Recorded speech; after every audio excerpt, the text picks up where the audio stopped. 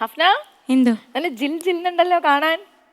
Music director റൗണ്ടല്ലേ? Music ഡയറക്ടർക്കുള്ള ഒരു റൗണ്ടല്ലേ, അപ്പൊ കുറച്ച് കളറാവട്ടെ അല്ലേ. അപ്പൊ ഇന്ന് ഏത് മ്യൂസിക് ഡയറക്ടറുടെ പാട്ടാ സെലക്ട് ചെയ്തിട്ടുള്ളത്? ഞാൻ അഫ്സൽ യൂസഫ് കയുടെ പുത്തനിൽ എനിക്ക് പോവിരിഞ്ഞെന്ന് പറയുന്ന പാട്ടാണ് അല്ലേ. എനിക്ക് വളരെ ഇഷ്ടപ്പെട്ട ഒരു മ്യൂസിക് ഡയറക്ടറാണ്. പിന്നെ ഇതിൽ വേറൊരു കാര്യം കൂടി ഉണ്ട്. ഉണ്ട്, അതിലേക്ക് വാ, പറ. നമ്മളെ അൻവർക്കും റിമി ടോമിയും ഒക്കെ ഒരുമിച്ചിട്ടാണ് ഈ പാട്ട് പാടിയിട്ടുള്ളത്. ആഹാ, അൻവർക്കയുടെ പാട്ട് വീണ്ടും പട്ടുമാലിന്റെ വേദിയിൽ എത്തിയിരിക്കുകയാണ്. എനിക്ക് തോന്നുന്നു നല്ല പഞ്ചുള്ള ഒരു പാട്ടാണ്, വിഷ്വലി നല്ല ഭംഗിയുള്ള പാട്ട്. നമ്മളിപ്പം വെഡിങ് ഫംഗ്ഷനോ അല്ലെങ്കിൽ അങ്ങനെയുള്ള വീട്ടിലെ പ്രോഗ്രാം ആണെങ്കിലും ഈ പാട്ട് നമ്മൾ മസ്റ്റായിട്ട് നമ്മൾ സെലിബ്രേറ്റ് ചെയ്യാനായിട്ട് വെക്കാറുണ്ട്. അപ്പോൾ ആ കൂട്ടത്തിൽ പെടുന്ന ഒരു പാട്ട് നല്ല അടിപൊളിയായിട്ട് പാടണം. ഹഫ്നയുടെ ഒരു സിംഗിങ്ങിൻ്റെ ഒരു സ്റ്റൈലുണ്ടല്ലോ, അത് നല്ല രീതിയിൽ ഒരു ത്രോ ചെയ്യാൻ പറ്റിയിട്ടുള്ള ഒരു പാട്ട് തന്നെയാണ്. നല്ല രീതിയിൽ അത് ഹാൻഡിൽ ചെയ്തേ. Okay, thank you. हंसते हंसते जिंदगी सवारे, खुश रहना हमेशा बस यही चाहते हैं. हंसते हंसते जिंदगी सवारे, खुश रहना हमेशा बस यही चाहते हैं.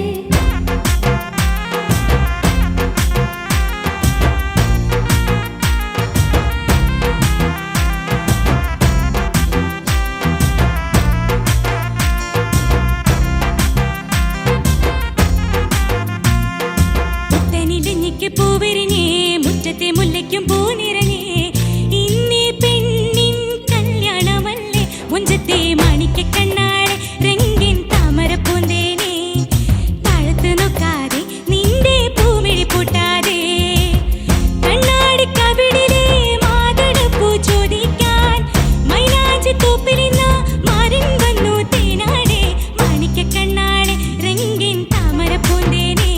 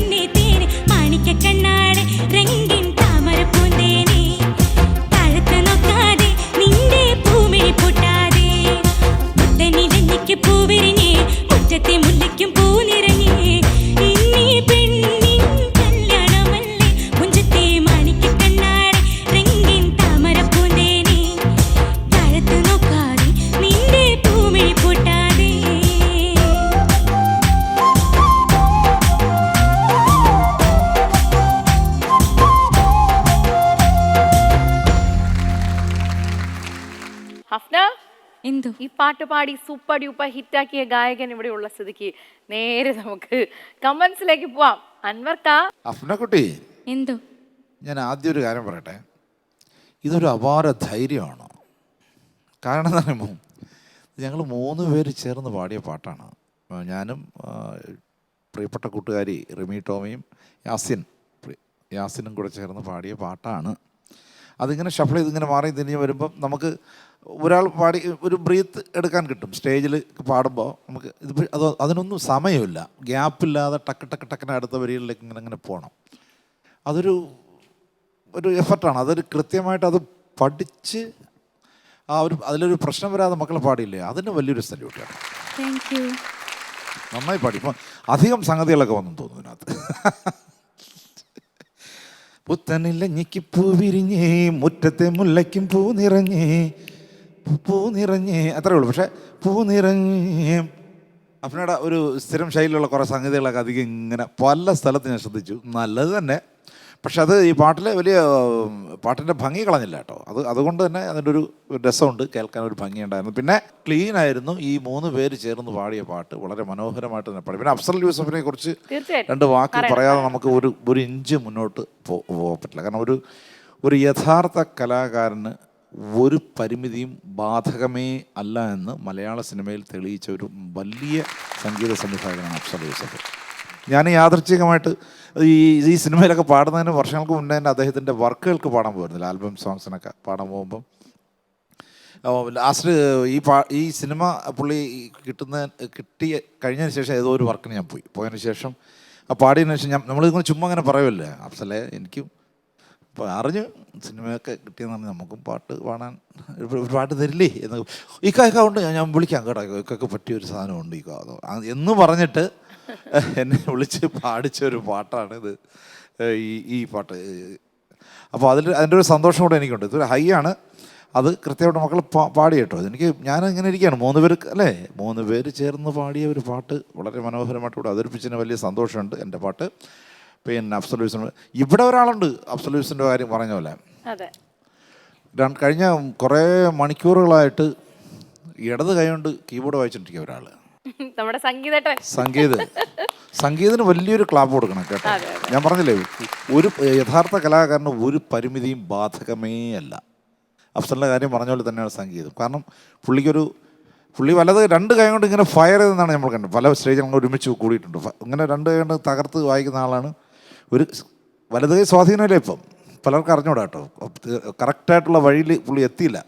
പുള്ളിക്കൊരു ആക്സിഡൻറ്റ് പറ്റി. അങ്ങനെ പലപ്പോഴും ഇങ്ങനെ ഒന്ന് പറഞ്ഞു പോകണമെന്ന് ഞാൻ മനസ്സിൽ വിചാരിച്ചു. അപ്പോൾ അത് ഇപ്പോൾ കറക്റ്റ് ഇത് അഫ്സൽ യൂസഫിൻ്റെ കാര്യം വരുന്നവരെ അതിന് വെയിറ്റ് ചെയ്യേണ്ടി വന്നു. സന്തോഷം മക്കളെ, നന്നായി പാടി, ഉഗ്രനായിട്ട് പാടി.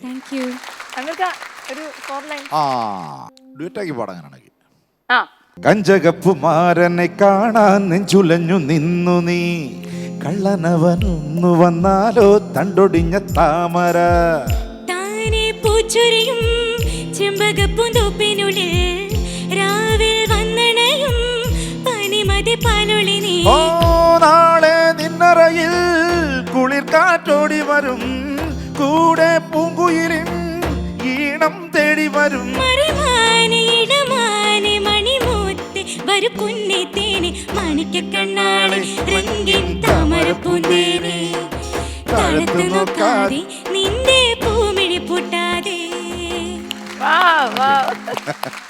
Thank you so much Afna. ഇതൊരു വലിയ ഓപ്പർച്യൂണിറ്റി അല്ലേ, ഇങ്ങനെ ഒരു ഡ്യുവറ്റ് നമുക്ക് അൻവർക്കയുടെ കൂടെ പാടാൻ പറ്റി. ഷബ്നം, അഫ്ന എന്തോ ഞെട്ടിച്ചുകൊണ്ടേയിരിക്കുകയാണ് അല്ലേ, അതിമനോഹരമായിട്ട് പാടി. പ്രത്യേകിച്ചൊന്നും ഇനിയിപ്പോൾ എസ്പെഷ്യലി ഞാൻ പറയേണ്ട കാര്യമില്ലല്ലോ. കാര്യം 3 പേര് പാടിയ പാട്ട് ഒരു വലിയ അറ്റംപ്റ്റാണ് ചെയ്തത്. അത് മനോഹരമായിട്ട് പാടുകയും ചെയ്തു. അതിൻ്റെ എല്ലാ ഫ്ലേവേഴ്സും അതിൽ കൊണ്ടുവന്നിട്ടുണ്ട്. നന്നായി. Thank you so much judges.